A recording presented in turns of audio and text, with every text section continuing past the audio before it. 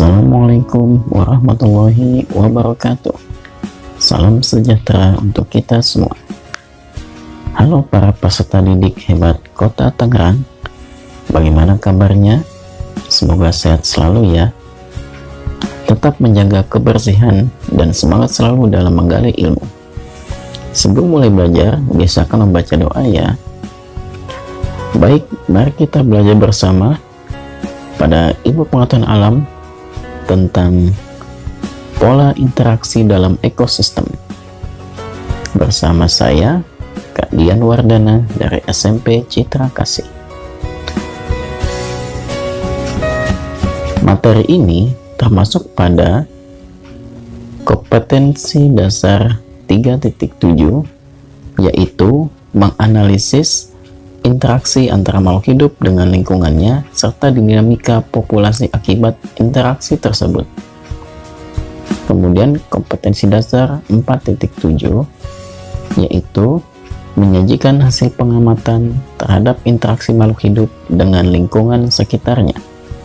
Tujuan pembelajarannya adalah diharapkan peserta didik dapat menganalisis pola interaksi makhluk hidup dalam ekosistem. Pernahkah kalian mengamati cicak memburu nyamuk? Atau pernahkah kalian melihat sesama kucing berkelahi karena memperebutkan ikan? Nah, itu adalah contoh dari salah satu pola interaksi makhluk hidup dalam ekosistem darat di lingkungan kita. Lalu, apa itu ekosistem? Ekosistem adalah suatu sistem ekologi yang terbentuk oleh hubungan timbal balik antara makhluk hidup dengan lingkungannya. Di mana ekologi itu termasuk cabang ilmu biologi yang mempelajari interaksi antara makhluk hidup dengan makhluk hidup lain dan juga dengan lingkungan sekitarnya. Sehingga ekosistem itu adalah sistem interaksi antara makhluk hidup dengan makhluk hidup lain atau makhluk hidup dengan lingkungannya yang terbentuk oleh hubungan timbal balik antara makhluk hidup dengan makhluk hidup atau makhluk hidup dengan lingkungannya. Dalam ekosistem terdapat dua komponen. Yang pertama adalah komponen biotik. Komponen biotik adalah komponen makhluk hidup terdiri atas mikroorganisme, tumbuhan, hewan, dan manusia.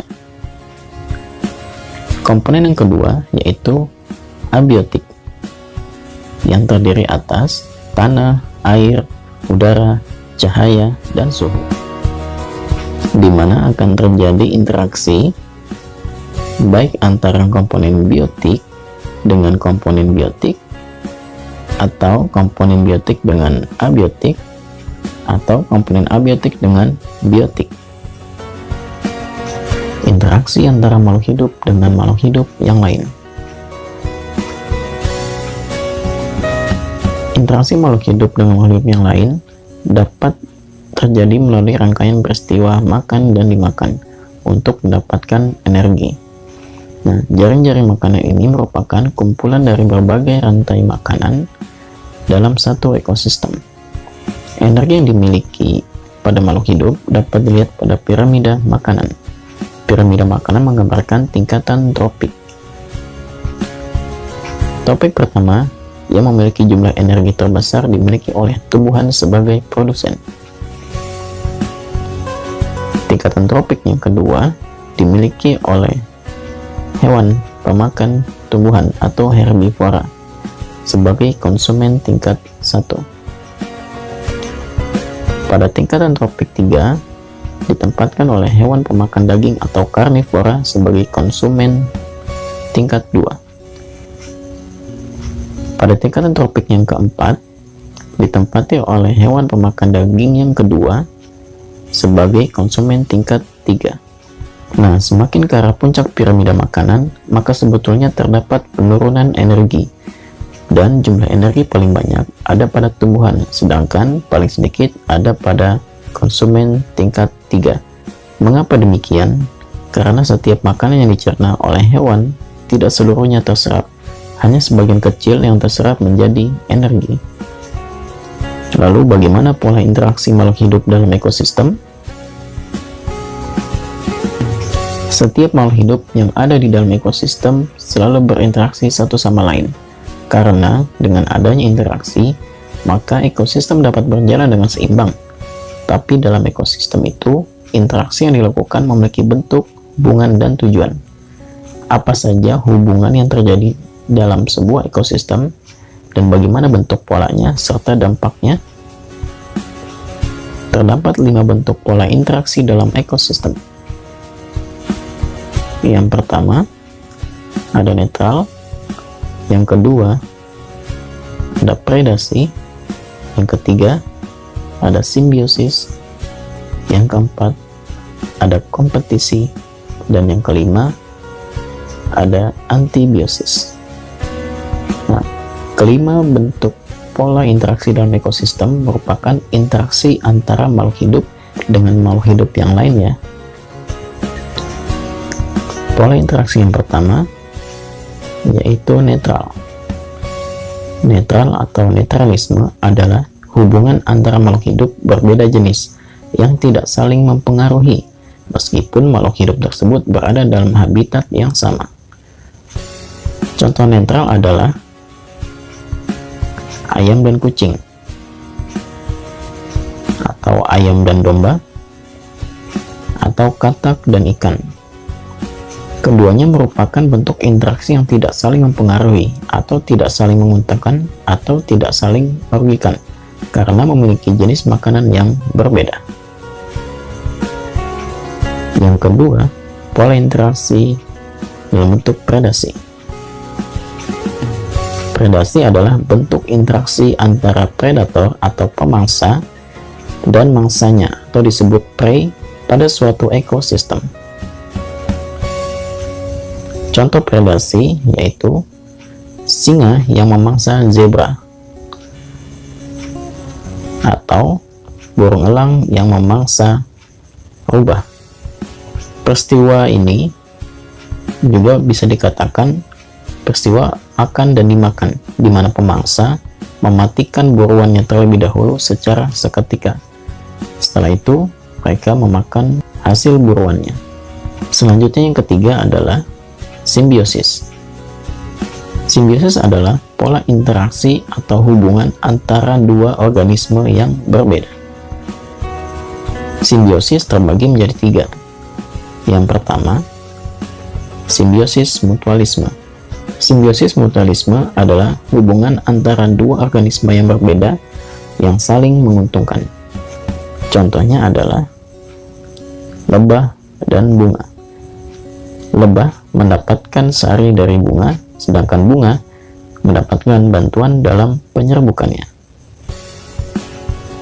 Contoh yang kedua adalah komensalisme.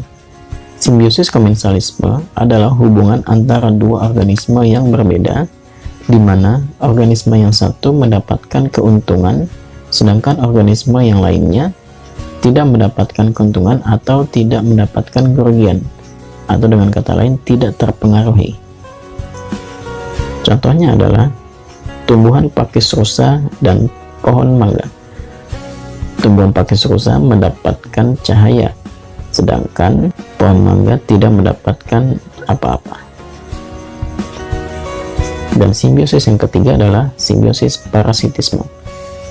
Simbiosis parasitisme adalah hubungan antara dua organisme yang berbeda, di mana organisme yang satu mendapatkan keuntungan dari makhluk hidup yang lainnya. Contohnya yaitu nyamuk yang menyerang manusia. Nyamuk mendapatkan darah manusia, sedangkan manusia terinfeksi oleh virus yang dibawa oleh nyamuk. Sehingga secara perlahan manusia atau inangnya akan perlahan-lahan menjadi sakit, bahkan bisa mencapai kematian. Pola interaksi yang keempat yaitu kompetisi. Kompetisi adalah hubungan antara dua makhluk hidup atau lebih yang bersaing untuk mendapatkan sesuatu, seperti kompetisi memperebutkan makanan atau kompetisi memperebutkan wilayah kekuasaan. Kompetisi terbagi menjadi 2. Yang pertama adalah kompetisi intraspesifik. yaitu sebuah kompetisi yang terjadi antara dua makhluk hidup berjenis sama dalam ruang ekologi. Contohnya adalah kedua singa yang sama memperebutkan makanan atau memperebutkan wilayah kekuasaan. Yang kedua adalah kompetisi interspesifik, yaitu sebuah kompetisi yang terjadi antara dua makhluk hidup yang berbeda jenis dalam ruang ekologi. Contohnya, singa berkompetisi dengan harimau untuk memperebutkan makanan atau untuk memperebutkan daerah kekuasaan. Yang kelima adalah antibiosis. Antibiosis adalah hubungan atau interaksi antara makhluk hidup yang satu dapat menghambat perkembangan suatu makhluk hidup yang lainnya karena adanya makhluk hidup lain yang mengeluarkan racun pengganggu pertumbuhan. Contohnya misalnya jamur penicillium. Jamur ini menghambat pertumbuhan beberapa jenis bakteri sehingga tidak bisa berkembang biak.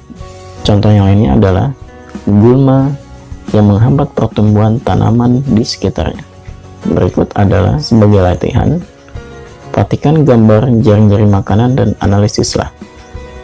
Apa pola interaksi yang terjadi pada jaring-jaring makanan? Mengapa?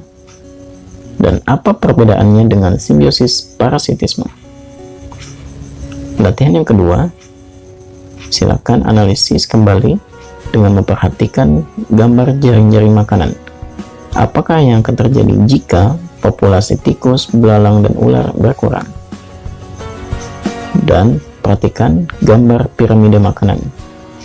Mengapa pada tingkat tropik yang paling bawah memiliki unit energi yang paling besar, sedangkan pada tingkat yang keempat memiliki energi paling sedikit? Baik, terima kasih. Selamat belajar.